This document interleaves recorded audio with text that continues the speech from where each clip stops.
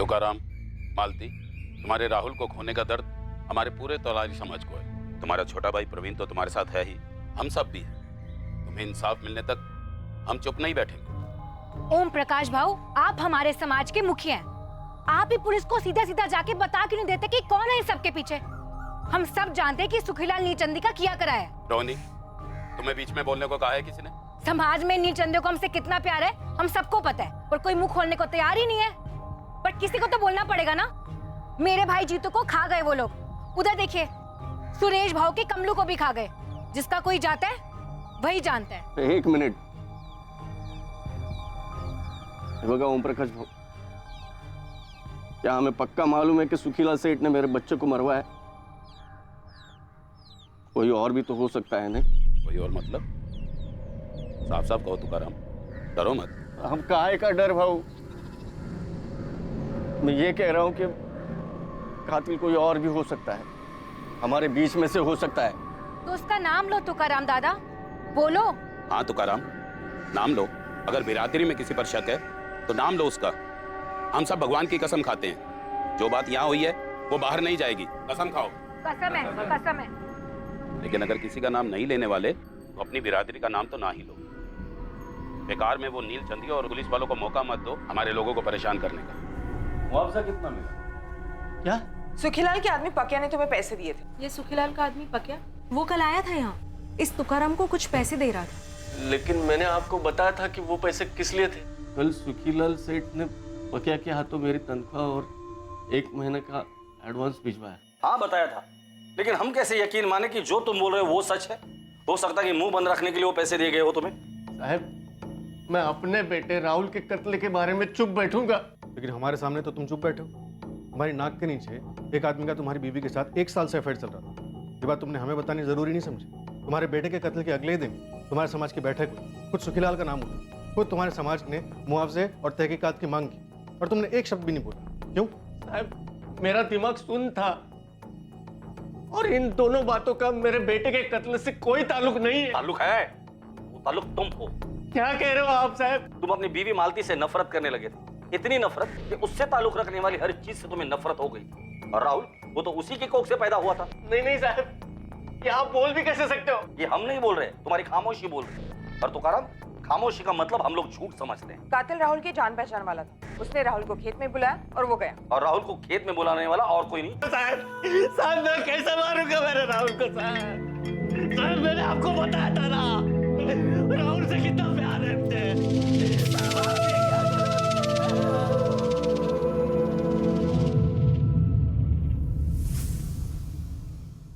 तुमने राहुल को नहीं मारा तो फिर किसने मारा तुकाराम? मुझे नहीं पता। चुप रहने के लिए सुखीलाल ने धमकी दी थी या समाज ने फरमान दिया था? तेल लेने गया समाज का फरमान, वो हर दूसरे दिन हर दूसरी बात पर जारी होते रहते हैं।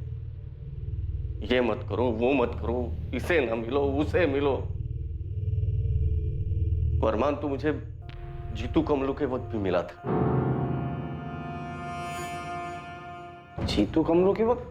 आप लोगों ने उन दोनों को उठाया था जब सुखीलाल सेठ ने उन पर चोरी का इल्जाम लगाया था। तब हमारे मुखिया ओम प्रकाश भाऊ के घर बैठक बुलाई गई थी। वैसे मैं कभी जाता नहीं हूं बैठकों में, पर उस दिन खास मुझे बुलाया गया था। यहाँ मौजूद कुछ लोग नीलचंदियों को अपना आका मानते हैं, उनके जुल्मों के बावजूद उनकी चाकरी करते हैं। मैं तो कहूंगा उनके टुकड़ों पर पलते हैं। उन्हें यह चेतावनी है कि खबरदार, खबरदार, अगर सुखीलाल के यहाँ उन्होंने मजदूरी की, उसने बेबुनियाद हमारे जीतू और कमलू पर उंगली उठाई है। चोर कहा है उन्हें? क्या हम तोलारी चोर हैं? इज्जतदार और मेहनती लोग चोर हैं? से पीटा मेरे भाई जीतू को और कमलू को पुलिस ने। जानवरों से भी बदतर पिटाई की है। न्याय होगा उनके साथ, लेकिन तब तक यहां बैठे हर तोलारी को यह कसम खानी होगी कि सुखीलाल तो क्या, किसी भी नीलचंदी के यहां पर कोई काम नहीं करेगा। कसम है, कसम है। मुझे कुछ कहना है भाऊ। हाँ हाँ तुकाराम, मैं तो इंतजार कर रहा था कब बोलोगे, इसीलिए खास तुम्हें इस बैठक के लिए बुलाया है। ओम प्रकाश भाऊ, सभी लोग जानते हैं कि इतने सालों से मैं सुखीलाल सेठ के खेतों में काम कर रहा हूं, उनका खेत संभाल रहा हूं। मेरा उनसे कोई बैर नहीं है। मुझसे हमेशा वो अच्छे से ही पेश आए हैं तुम कहना क्या चाहते हो? कि इस चोरी के आरोप को सिर्फ एक चोरी का आरोप ही समझा जाए, इसे जात बिरादरी का मामला ना बनाया जाए। तुकाराम दादा, तो आप ये कह रहे हैं कि मेरे भाई जीतू और इनके बेटे कमलू ने वाकई में चोरी की है?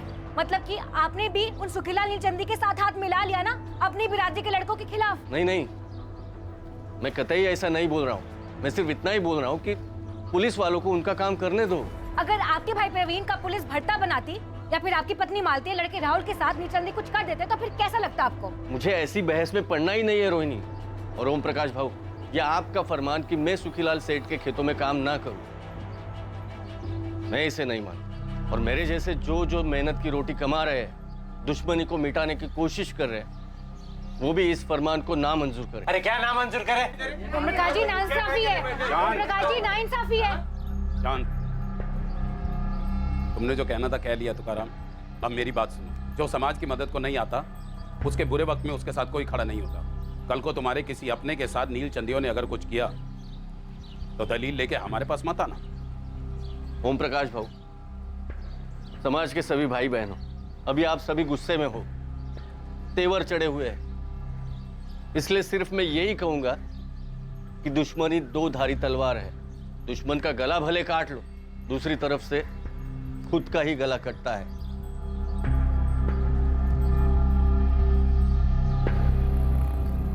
फालतू का फरमान था साहब, कुछ लोगों ने नहीं सुना। कुछ लोग छुप छुप के काम करते रहे और खुद जीतू और कमलू छूटने के बाद वही सुखीलाल सेठ के यहाँ काम करते रहे और 6 महीने बाद गायब हो गए। मुझे नहीं पता वो गायब हो गए या खुद से ही गए या क्या हुआ। तुम्हें किसी पर शक है? किसने मारा होगा राहुल को और क्यों? आप लोगों ने पहले कहा कि मेरे बच्चे के मोबाइल फोन का मसला था, फिर बोले सुखीलाल सेठ, फिर बोले मेरा भाई प्रवीण और फिर शरद भाऊ, और अब आप कह रहे हो कि मैंने खुद अपने बेटे को मार डाला। मैं थक गया हूं साहब, थक गया हूं मैं। मुझे मेरे राहुल के पास जाना है साहब।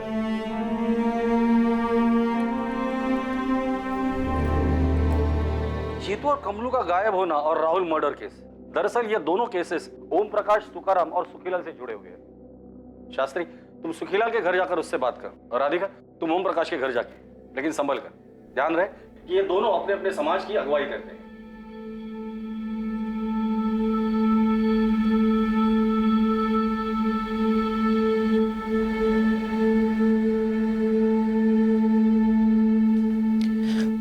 बैठो मालती।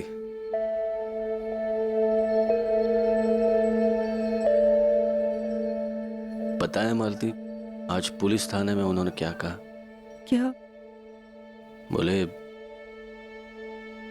मुझे तुमसे इतनी नफरत है कि मैंने वो नफरत तुम्हारे बेटे राहुल पर निकाली। मैंने राहुल को मार डाला मालती, ऐसे बोले। कीड़े पड़े उन्हें। आपके जैसा पिता इस दुनिया में नहीं है। लेकिन मैं एक अच्छा पति नहीं बन सका। और मैंने जो रेखा पार की उसकी माफी इस जन्म में नहीं है। पर आपने बड़ा दिल रखा। क्या बड़ा दिल?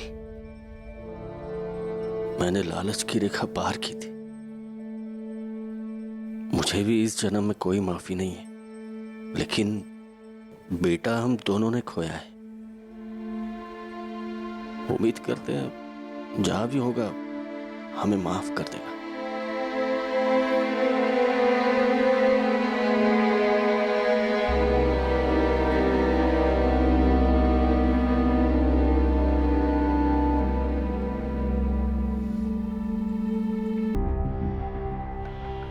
नमस्कार शास्त्री जी, बोलिए क्या सेवा कर सकते हैं? सीधा सवाल है सुखीलाल जी, राहुल तुलारी को किसने मारा? सुखीलाल नीलचंदी के खिलाफ सबूत इकट्ठा करना आपका काम है मैडम, लेकिन एक बात जरूर कहूंगा दावे के साथ, मेरी बिरादरी से ऐसा कोई नहीं है। अरे कोई अपनी बिरादरी के बच्चे को कैसे मारेगा? बच्चा तो मारा गया है ओम प्रकाश जी, और सुखीलाल के खिलाफ हमें कोई सबूत भी नहीं मिला। जीतू और कमलू के केस में भी नहीं, और कमलू तो लौट आया है। वही तो बात है, दोनों केसेस में जानबूझकर मेरा ही नाम लिया गया है। कोई बच्चा भी बोलेगा ये उन्हीं के बिरादरी में से किसी की चाल है। पर राहुल को सच में मारा गया सुखीलाल जी। खास मुझे बदनाम करने के लिए उस बच्चे को बलि का बकरा बना दिया गया होगा। नामुमकिन। लेकिन अगर ऐसा है तो मैं आपको जबान देता हूं, हमारे समाज से आपको पूरी मदद मिलेगी उस गद्दार को ढूंढने में। लेकिन वो मिलेगा नहीं, क्योंकि ऐसा कोई है ही नहीं।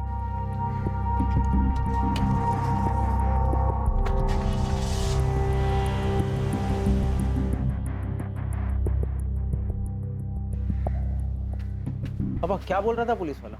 मैंने तुमसे कहा है ना महेश, इस मसले में ना पड़ो। ये मसला मुझे विरासत में मिला है पापा, जैसे आपको और दादाजी को मिला था। इसलिए मुझे जानना है कि हो क्या रहा है। अभी तक इस केस में क्या हुआ था और क्या हो रहा था, इस पर इन्वेस्टिगेशन की पकड़ पक्की नहीं रही थी। लेकिन बहुत जल्द इन्वेस्टिगेशन की गुलेल का निशाना सही जगह पर लगने जा रहा था और खुलने वाले थे कुछ ऐसे पत्ते जिनके बारे में अब तक किसी को भनक नहीं थी। सर, मैंने इस ओम प्रकाश का बैकग्राउंड निकलवाया। उसका ट्रैक रिकॉर्ड क्लीन है, लेकिन अपनी बिरादरी में थोड़ा शोर ड्रामा करता रहता है, पर ले देकर शांति बनाए रखा है। सुखीलाल के बारे में भी यही पता चला है सर। बच्चा तुकाराम और मालती ने खोया, जो इस वक्त हमारे संदिग्ध नहीं है। शरद भी आउट, प्रवीण आउट, सुखीलाल और ओम प्रकाश हमारे रडार पर नहीं है। फिर ऐसा कौन है जो है तो इसी दुनिया में लेकिन हमारे रडार पर नहीं आ रहा है? सर, वो फिर से आ गई है दिमाग चाटने। वो रोहिणी तोलारी और वही दुखड़ा गा रही है। जीतू को सुखीलाल ने गायब किया, राहुल को सुखीलाल ने मार डाला। शास्त्री, सुखीलाल जब यहाँ आया था तब उसने एक बात कही थी कि तोलारी बिरादरी से कोई तो है जो उसे फंसाना चाहता है। हाँ सर, उसने तो यहाँ तक कहा था कि राहुल को जानबूझ कर मरवाया गया उसे फंसाने के लिए। सर, जीतू और कमलू के केस को हमेशा एक समझा गया। कमलू ने ये कहा था कि वो भागा नहीं था और जीतू के बारे में उसको कोई खबर नहीं थी। फिर भी उसका बाप सुरेश रोहिणी के साथ आता रहता था। कमलू के बाप सुरेश को उठाकर लेकर आओ। शास्त्री, इस रोहिणी की स्कैनिंग शुरू कर दो, उसके कॉल रिकॉर्ड्स निकाल दो। मुझे लगता है दोनों केसेस को जोड़ने वाली कड़ी हमें मिल चुकी। वो चोरी का इल्जाम वगैरह होने के बाद हमारा कमलू एकदम गपचुप गुमसुम रहने लगा था। एक दिन काम पे गया, फिर लौटा ही नहीं। मुझे लगा जीतू को कुछ मालूम होगा। विचारना त्याला, पूछना। मैं तो खुद आपसे पूछने आने वाली थी सुरेश भाऊ। जीतू भी रात भर घर वापस नहीं आया, उसका भी फोन ऑफ जा रहा है। तो फिर मैं पुलिस स्टेशन शिकायत करने जाता। रुकिए 2 मिनट, मैं भी आपके साथ आती हूँ। हाँ। लेकिन शिकायत क्या करेंगे? यही कि मेरा बेटा गायब हो गया, ढूंढो जरा उसे। सुरेश भाऊ, 2 जवान लड़के ऐसे गायब थोड़ी ना हो जाते हैं। उन्हें गायब करवाया गया। चोरी का इल्जाम नहीं लगा पाया तो देखो उन्हें गायब ही करवा दिया। किसने? वही कमीना सुखीलाल नीलचंदी। उसके बाद रोहिणी जो बोलती गई मैं सुनता रहा।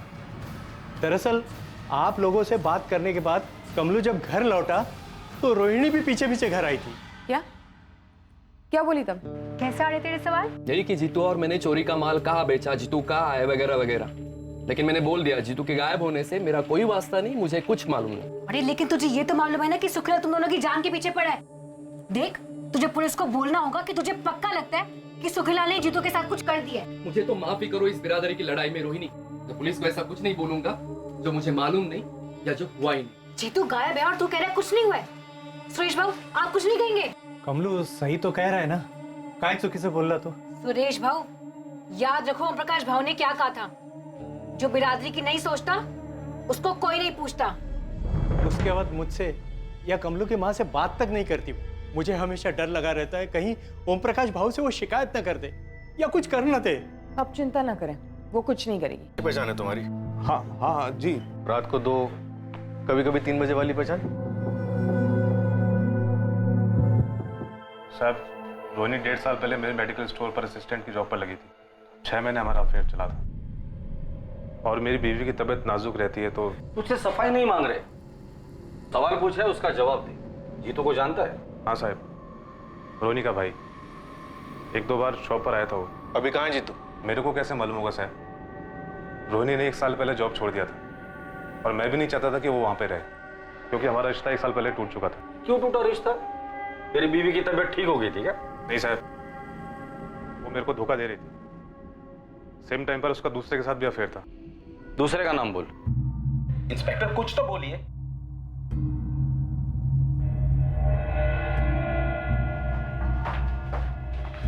नहीं है सर। आप बताएंगे आप मेरे बेटे को ढूंढ क्यों रहे हैं? आपका बेटा 18 साल का हो गया? नहीं, अभी 2 महीने बाकी हैं। बच्चा है वो। आपके बिरादरी की रोहिणी तुलारी के साथ आपके बच्चे का 1 साल से चक्कर चल रहा है और हमें शक है कि रोहिणी का हाथ है राहुल के मर्डर में, और शायद आपके बेटे का भी। ओम प्रकाश जी, आपका नाम अच्छा है, आप काम भी अच्छा कीजिए। बताइए, आपका बेटा विनीत कहाँ मिलेगा? वो कभी कभी हमारे खेत वाले पुराने मकान में जाता है अपने दोस्तों के साथ।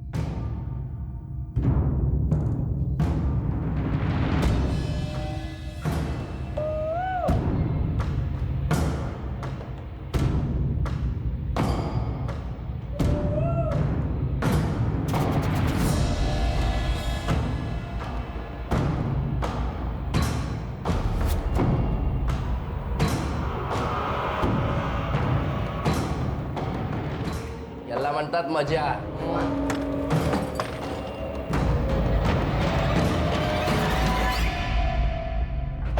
जितेंद्र तोलारी उर्फ जीतू, 6 महीने से तेरी बहन ने हमारा सर खा के रखा था। कहाँ है जीतू, कहाँ है जीतू? अब हम तुम तीनों का सर खाएंगे। ले चलो। साहब